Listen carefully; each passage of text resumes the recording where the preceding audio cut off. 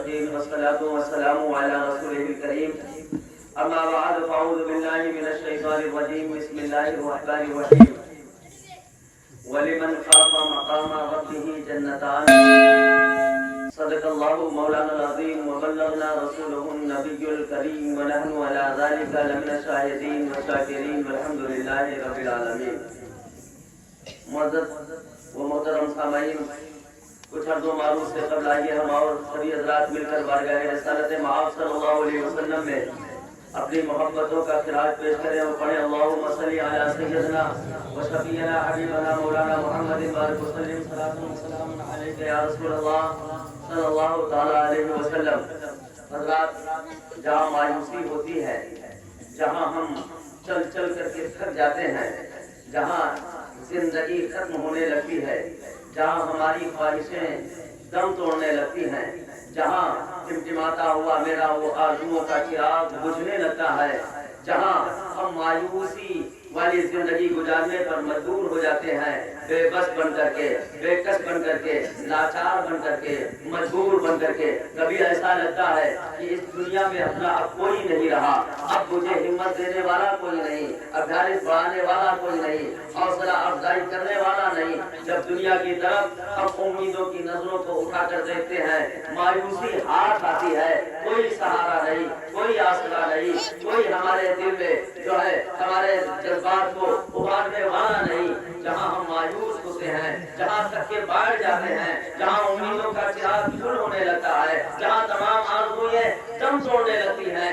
وہیں سے کوئی سہارا دینے والا سہارا دیتا ہے. ایک آواز آتی ہے جہاں سے امیدوں کا چراغ چلنے لگتا ہے، پھر ہمارے جذبے بیدار ہوتے ہیں، وہیں سے پھر ہمیں ڈھارس ملتی ہے، وہیں سے ہمارے قدم بڑھنے لگتے ہیں، اور پھر آواز کانوں میں آتی ہے. وہ آواز کون سی ہوتی ہے؟ وہ آواز یہی ہے جو آج سے تقریباً 100 سال سے بھی زیادہ عرصہ پہلے بریلی کے تاجدار نے پکار کے کہا تھا، لطف ان کا عام ہو ہی جائے گا، لطف ان کا عام ہو ہی جائے گا، شاد ہر ناکام ہو ہی جائے گا، لطف ان کا عام ہو ہی جائے گا، شاد ہر ناکام ہو ہی جائے گا.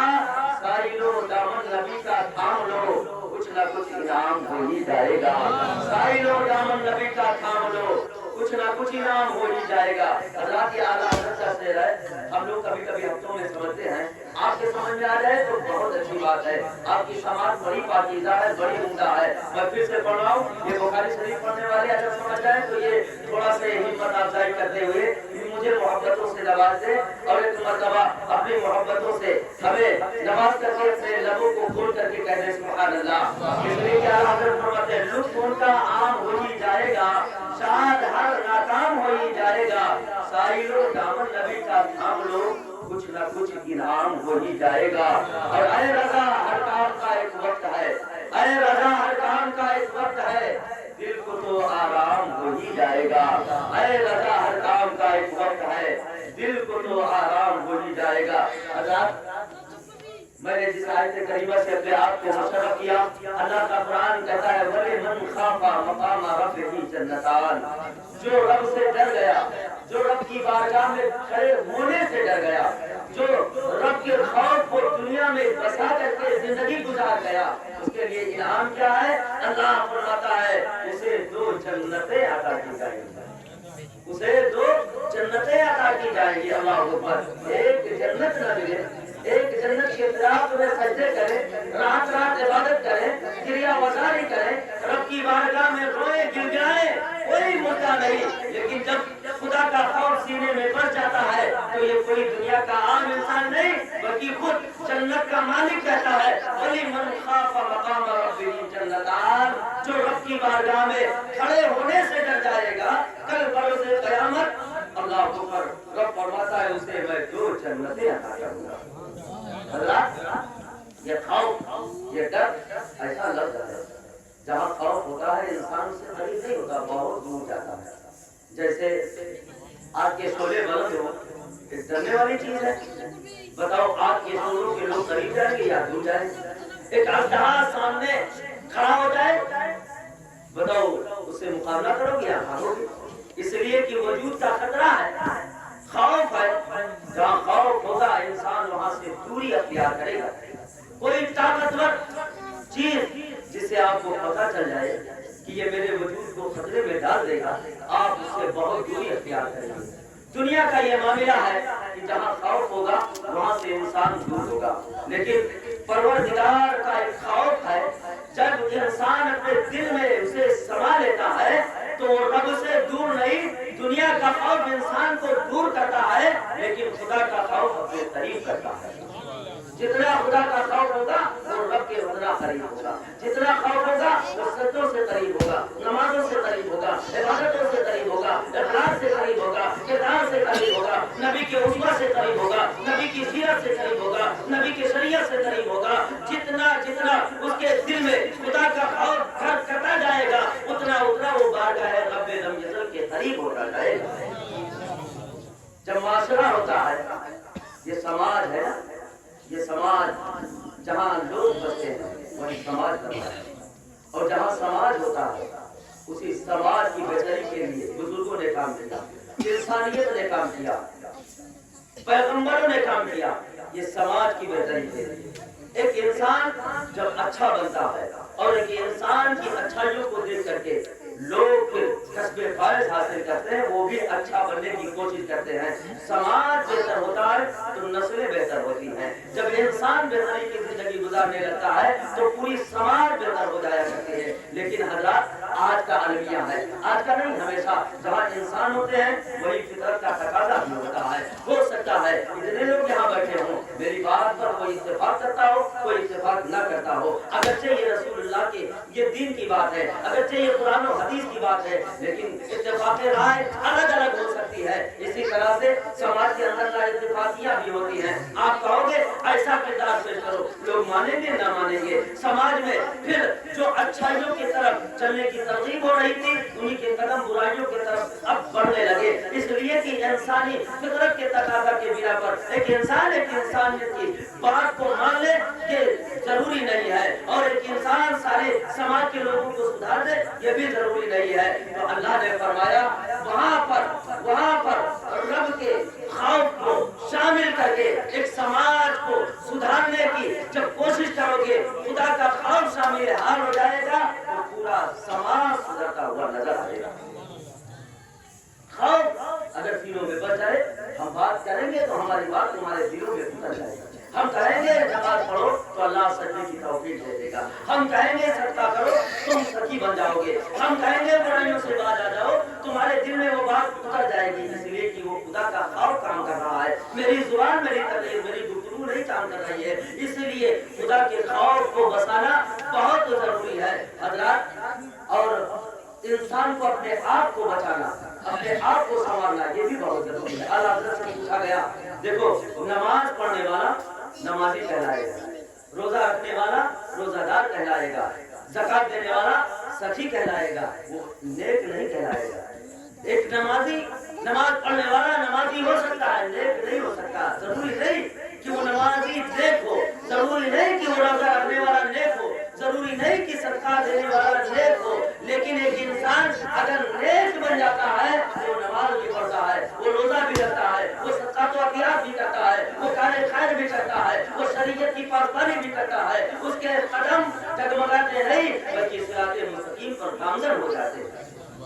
اچھا نیک کی پہچان کیا ہے؟ میں یہاں آیا ہوں, لباس پہنا ہوں, ٹوپی رکھا ہوں, آپ سمجھتے ہیں مولانا صاحب بہتر ہوں گے.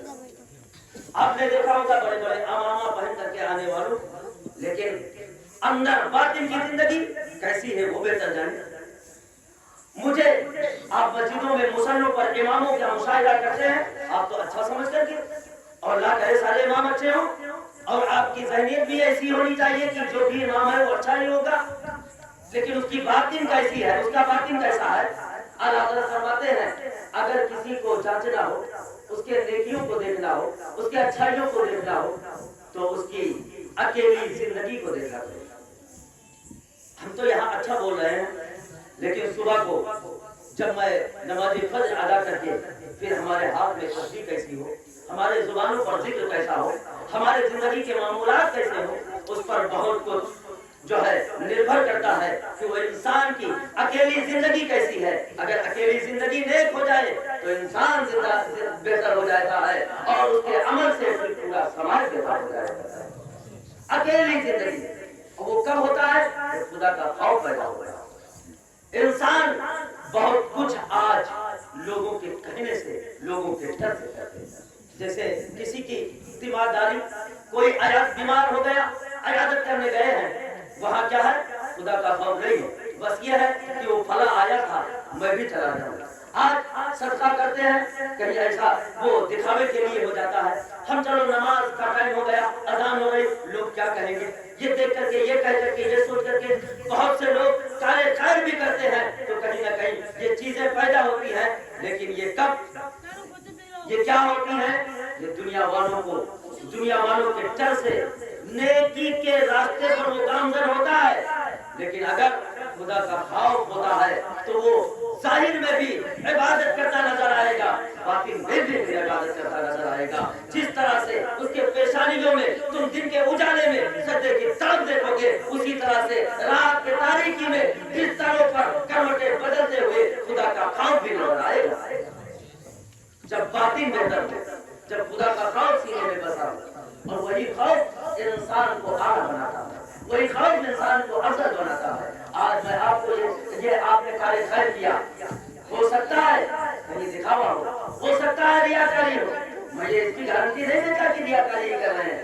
اللہ کرے کہ آپ کا عمل اللہ کے محبت میں ہو, اور جو بھی عمل ہو خدا کے خوف میں پھر اللہ کی محبت میں ہو, وہی عمل اللہ کی بارگاہ میں مقبول ہوا کرتا ہے.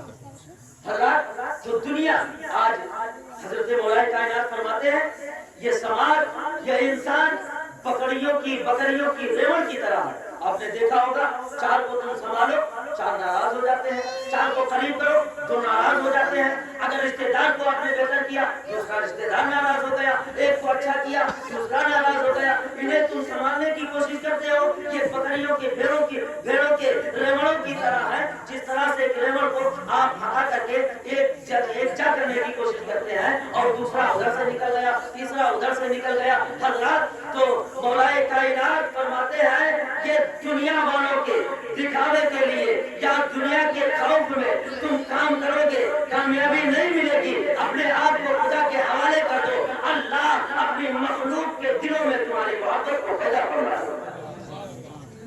اللہ کے حوالے کر دو. حضرات ایک بات یہ ہے, دوسری بات یہ بھی ہے, جو اللہ سے ڈرتا ہے کائنات کی چیزوں سے نہیں ڈرتا. اللہ سے ڈرنے والا کائنات سے نہیں ڈرتا بلکہ کائنات کی چیزیں اس بندے سے ڈرا کرتا ہے. ایک بزرگ ہے, نماز پڑھ رہے ہیں, بکریاں چراتے چراتے وقت ہو رہا ہے, نماز پڑھنے لگے. دیکھا کیا کہ بکریوں کی حفاظت جنگل کا شیر کرنے لگا. آنے والے نے دیکھا, انتظار کرنے لگا. جب نماز مکمل ہو گئی تو کہا تمہیں ان بھیڑیوں سے ڈر نہیں لگتا, تمہیں ان شیروں سے ڈر نہیں لگتا. کہا تم شیروں کی بات کرتے ہو, ان سے مجھے ڈر نہیں لگتا. حقیقت تو یہ ہے کہ ہماری بکریوں کو ان سے ڈر نہیں لگتا. حقیقت تو یہ ہے کہ ہماری بکریوں کو ان سے ڈر نہیں لگتا. اس لیے کہ جب تک میں دنیا سے ڈرا کرتا تھا, میں دنیا کی چھوٹی چھوٹی چیزوں سے ڈرا کرتا تھا, لیکن جب سے خدا کے خوف کو اپنے سینے میں بسا لیا ہے, اب دنیا سے میں نہیں ڈرتا بلکہ کائنات کی ساری چیز مجھ سے ڈرتی ہے. ولی من خاف مقام ربہ جنتان. حضرت عبداللہ ابن عمر, میں نے کہا کہ تنہائی کی عبادت, تنہائی کی زندگی انسان کو سنوارتا ہے, تنہائی کی زندگی انسان کو نکھارتا ہے, تنہائی کی زندگی انسان کو بہتر بناتا ہے. بچے بیٹھ جاؤ, تماشا بڑا رکھے ہو, بیٹھ جاؤ.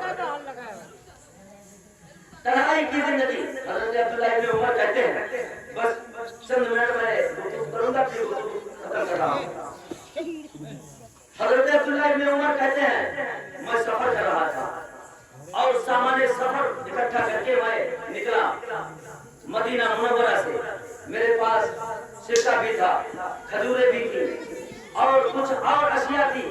حضرت عبداللہ ابن عمر کہتے ہیں, میں جب گیا کچھ راستہ سفر کیا, مجھے بھوک لگی. میں نے اپنی پوٹلی کو کھولا, अपने गठरी को खोला, सोचा लाओ खा लूं। इतने में नजर से क्या देखा, एक चरवाहा है जो 300-400 बकरियों का रेवड़ लेकर के बकरियां चरा रहा है। पहले के इंसान आज की तरह नहीं थे, कोई आ जाए तो हम सोचते ये चला जाए तो खाना खाए। पहले के मुसलमान इंतजार करते थे दस्तरखान पे कोई मुसलमान आ जाए तो खाना खाया जाए।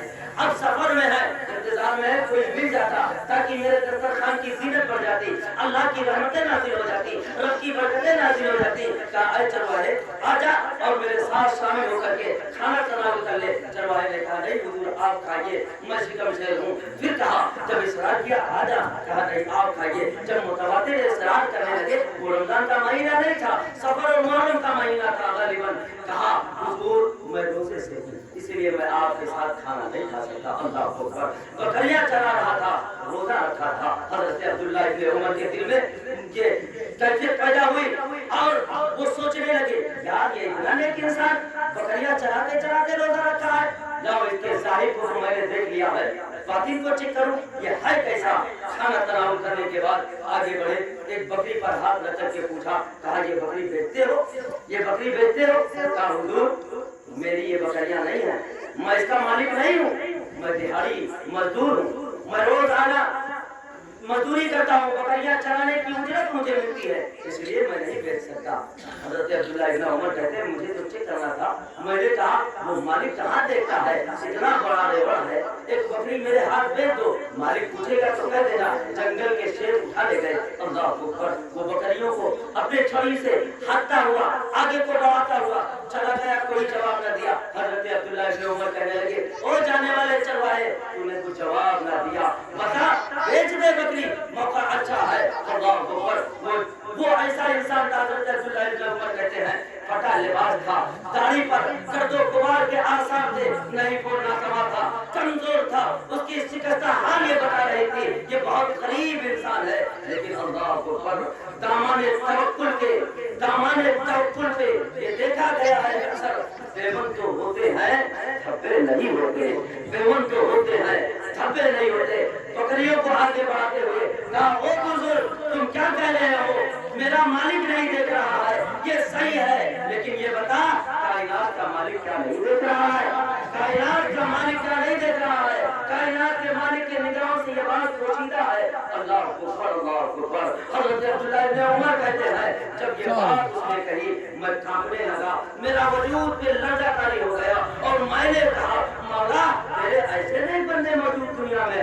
अल्लाह अकबर। कहा मैं सफर कर रहा था, मैं वहीं से वापस हुआ, अपने घर आया, अब उस मालिक का पता करने लगा ये किसका गुलाम है। पता करते करते गया तो पता चला ये फला इंसान का गुलाम है। मैंने उजरत दे करके गुलाम को भी खरीदा, उसकी बकरियों को भी खरीदा और खरीद करके लाने के बाद उसे इनाम के तौर पर दे दिया। कहा हुजूर ये क्या है? कहा तुमने नहीं सुना, कुरान इरशाद फरमाता है जो अल्लाह की बारगाह में डर करके खुदा के खौफ को सीने में बसा करके अल्लाह के रास्ते के मुसाफिर बन जाया करते हैं तो अल्लाह ताला उसे फंसे हुए इंसान को अपनी कुदरत से निकाला भी करता है और उसे ऐसे रोटी पहुंचाया करता है जहाँ उसका गुमान भी नहीं पहुंचता, जहाँ उसका गुमान भी नहीं पहुंचता। हज़रात हमें और आपको क्या करना चाहिए? हमें और आपको खुदा के खौफ में जिंदगी गुजारना चाहिए। अल्लाह का खौफ अगर सीने में बस गया तो इंशाअल्लाह फिर जिंदगी कामयाब है, इंशाअल्लाह दुनिया भी कामयाब है, इंशाअल्लाह आखिरत भी कामयाब है। अल्लाह की मोहब्बत सीने में बस जाएगी तो मखलूक की मोहब्बत को अल्लाह हमारे सीनों में डाल देगा। अल्लाह से हम मोहब्बत करेंगे, सारी मखलूक हमसे मोहब्बत करने लगेगी। अल्लाह का खौफ हम सीने में बसाएंगे, कायनात हमसे डरने लगेगी। कितना अच्छा सौदा है। लेकिन ये बातें जब निकलती हैं तो लोगों के जहनों के ऊपर से उड़ जाया करती हैं। वजह क्या है? हमारे दिल गुनाहों की वजह से काले पड़ गए, काले पड़ गए हैं। ये बात अंदर घुसती नहीं है। ये दिल अल्लाह अकबर बड़ा पाकीज़ा, ये दिल बड़ा मुनव्वर है, लेकिन इसको हम अपने आप से काला कर दिया। हमने गुनाहों की वजह से इसे मुर्दा कर दिया। पैगंबर फरमाते हैं जिस्म के अंदर एक लुथड़ा है दोस्त का, अगर वो मुर्दा हो जाए तो पूरा जिस्म मुर्दा हो जाएगा। सहाबा ने कहा रसूलुल्लाह उस लुथड़े का क्या नाम है? अल्लाह के नबी इरशाद फरमाते हैं वो कल्ब है। आज कितने लोग बैठे हैं روز تقریریں ہوتی ہیں، روز کانفرنسوں کی محفلیں منعقد ہوتی ہیں، بڑے بڑے علماء آتے ہیں، لیکن ہماری محفلوں کا اثر کیا ہوتا ہے؟ قرآنیت کم ہوتی ہے۔ ہمارے یہ بچے آتے ہیں تفریح لے کے چلے جاتے ہیں، کوئی موبائل چلاتا ہے، کوئی لائٹ، کوئی مائک، کوئی شامیانہ دے کر کے چلا جاتا ہے، کوئی کہتا ہے وہ مولانا بہت اچھا بولے، کوئی کہتا ہے وہ بہت بڑھیا پڑھے، بس یہی تک اس کا مقصد تھا۔ یہ مقصد ہمارا فوت ہو جاتا ہے۔ ہم محفلیں نچائیں تو ہمارے زندگیوں میں انقلاب ہونا چاہیے، ہمارے زندگیوں میں بدلاؤ آنا چاہیے، ہمارے اخلاق و کردار میں جو ہے برتری آنی چاہیے، لیکن ہمارا اخلاق و کردار، ہماری زندگی، روزمرہ کی زندگی، ساری چیزیں اگر دیکھو تو بس سے بدتر ہوتی جا رہی ہیں۔ وجہ کیا ہے؟ یہ سننے والوں کی بھی کمی ہے اور سنانے والوں کی بھی کمی ہے، دونوں طرف سے غلطیاں ہیں۔ اللہ کرے ہم تمام علماء کو بھی اللہ عمل کی توفیق عطا فرمائے اور تمام عوامی اہل سنت کو بھی اللہ عمل کی توفیق عطا فرمائے۔ فرمائے یہ قلب ہے جب یہ کالا ہو جاتا ہے، کیوں؟ جب آپ ایک گناہ کرتے ہو ایک چھینٹا پڑتا ہے، دوسرا گناہ کرتے ہو دوسرا چھینٹا پڑتا ہے، تیسرا گناہ کرتے ہو تیسرا چھینٹا پڑتا ہے، اس طرح سے آپ کا پورا یہ قلب، پورا یہ دل کالا ہو جاتا ہے۔ اللہ کے نبی صحابہ سے کہہ رہے تھے، اے میرے صحابہ سے نہیں، کفار مکہ سے کہہ رہے تھے، میری وحدانیت، میری رسالت کا اقرار کرو، میں نبی بن کے آیا ہوں، کہہ دو لا الہ الا اللہ، تفلحون، فلاح پا جاؤ گے، کامیاب ہو جاؤ گے۔ ماننے والوں نے مانا، جن کا دل منور تھا، بات اثر کر گئی، پیغمبر کے اوپر اپنے جان، اپنے مال، اپنے خاندان کو قربان کرنے کے لیے تیار ہو گئے اور وہ اظہار قربانی کا جذبہ بھی پیش کیا۔ کوئی ابو بکر بن کے چمکا، کوئی عمر بن کے چمکا، کوئی عثمان بن کے چمکا، کوئی مولا کائنات بن کے چمکا۔ صحابہ اپنے اپنے نظریے سے، اپنے اپنے طرز عمل سے چمکتے رہے، لیکن وہی ابو لہب تھا، وہی ابو جہل تھا، اور تبا تھا، شیبہ تھا۔ اللہ کے نبی فرماتے قولوا لا الہ الا اللہ، اے ابو جہل لا الہ الا اللہ کہتے، اے اتبا لا الہ الا اللہ کہتے، نہ مانے۔ رب فرماتا ہے انک لا تسمع الموتى، اے محبوب تم مردوں سے بات کر رہے ہو، اے محبوب تم مردوں سے بات کر رہے ہو۔ کیا فرمایا؟ مردوں سے بات کر رہے ہو۔ ابو جہل مردہ تھا، بول رہا تھا، ابو لہب کھا رہا تھا، پی رہا تھا، چل رہا تھا۔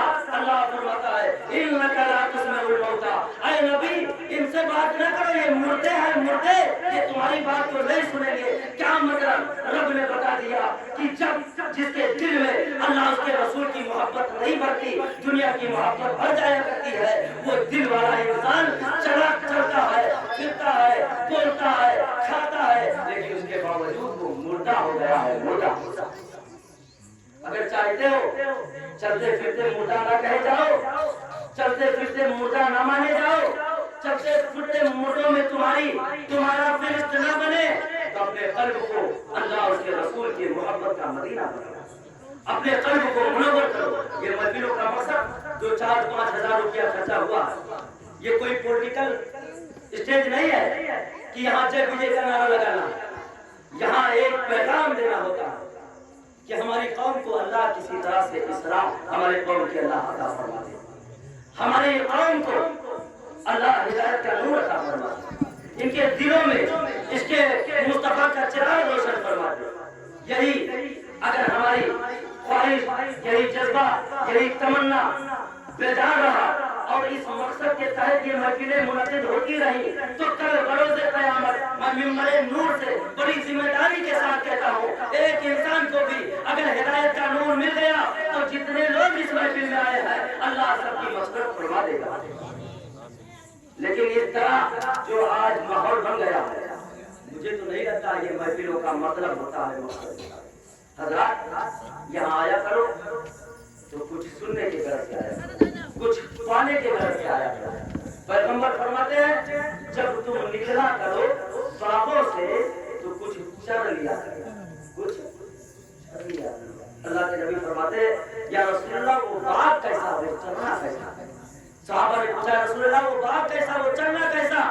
پیغمبر فرماتے ہیں جہاں ذکر اللہ، اللہ اس کے رسول کا ذکر ہو، وہ زمین جنت کے باغیچوں میں سے باغیچہ ہوا کرتی ہے، وہاں بیٹھ کر کے کچھ سن لیا کرو، یعنی کچھ چن لیا کرو۔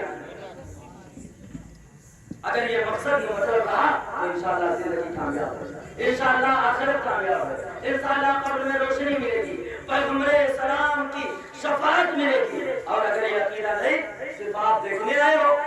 देखने के लिए तो बहुत कुछ दुनिया में मौजूद है, उसे देख लिया करो। खुदारा ये महफिलों का तकद्दुस पामाल ना होने पाए, महफिलों की अजमत मजरू ना होने पाए, महफिलों के इज्जत को हमें बुलंदियों पे ले जाना है। रसूलुल्लाह के बावकार अजमत की पासबानी हमें करनी है और ऐसी महफिलों को रचा करके चंद लोगों को बुला करके हमें रसूलुल्लाह के पैगाम को आम करना है, रसूलुल्लाह के पैगाम को आम करना है। अब 40 साल की उम्र के लोग बैठे हैं, 50 साल के लोग की उम्र के बैठे हैं, 60 साल उम्र के लोग बैठे हैं, ये मदरसा नहीं जाते, ये तालिबे इल्म नहीं बनते, ये दाखिला नहीं लेते, इनको दीन कैसे मिले, इनको हिदायत का नूर कैसे मिले, रसूल की हदीस इनके कानों में कैसे पहुंचे?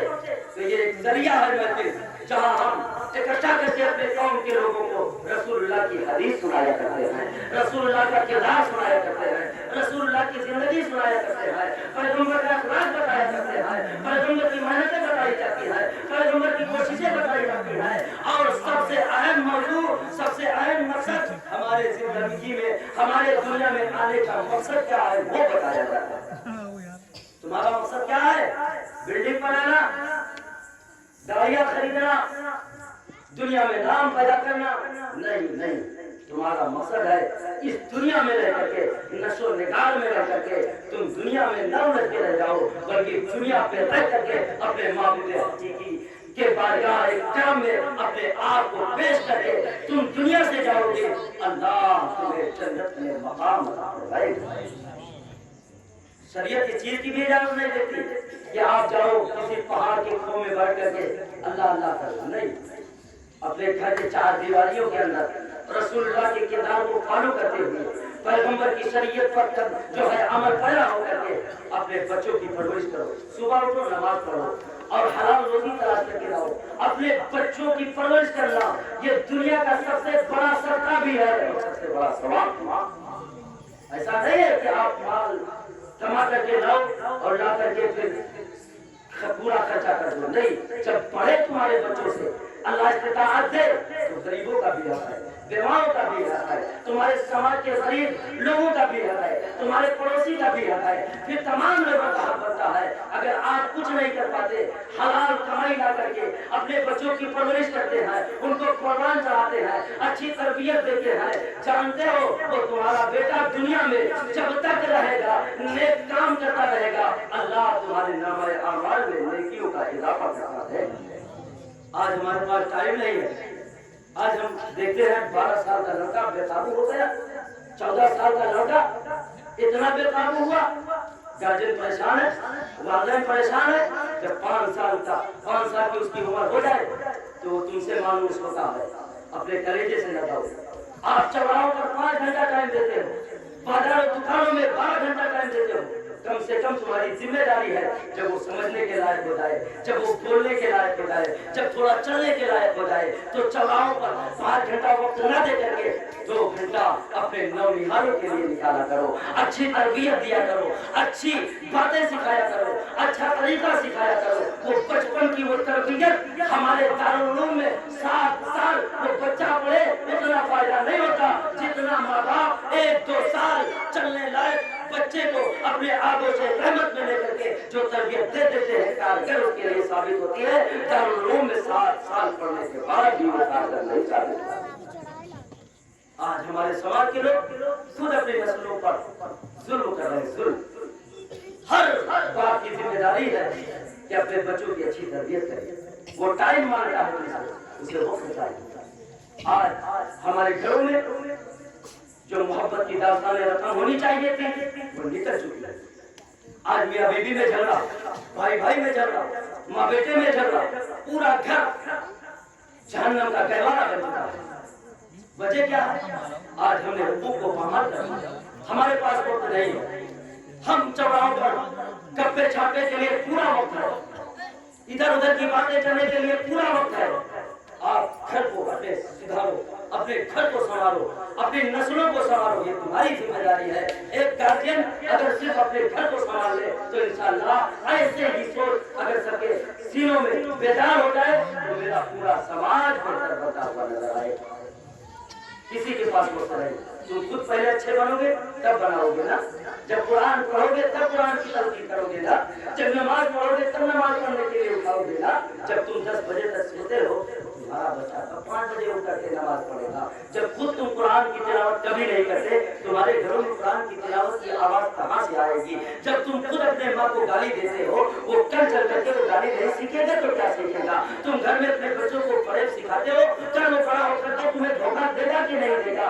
इसलिए जरूरी है हमें अपने नस्लों की अच्छी तरबियत के लिए हम खुद बेहतर बने, हम खुद अच्छी जिंदगी गुजारे, उन्हें टाइम दे, वक्त दे और उनके एक एक जुमले पर एक एक अल्फाज पर हम दोनों फिक्र करें, अच्छी तरबियत दे, अच्छा बावफा बाकिरदार एक बेटा जब दुनिया में हम जन्म दे करके उसे तनावर दरख्त की तरह दुनिया में हम बड़ा कर देंगे। कसम खुदा की जैसे एक सायादार दरख्त के नीचे लोग आकर के आराम करते हैं, राहत महसूस करते हैं, उसी तरह से बेटा तुम्हारा जब दुनिया में एक तनावर दरख्त की शक्ल तैयार कर लेगा तुम नहीं रहोगे उसके साये के नीचे। ये उम्मत मुस्लिमा बहुत फायदा हासिल करेगी, बहुत फायदा हासिल करेगी। ये उलमाए किराम बैठे हैं, देखो इससे कसबे फल मिलता है कि नहीं मिलता।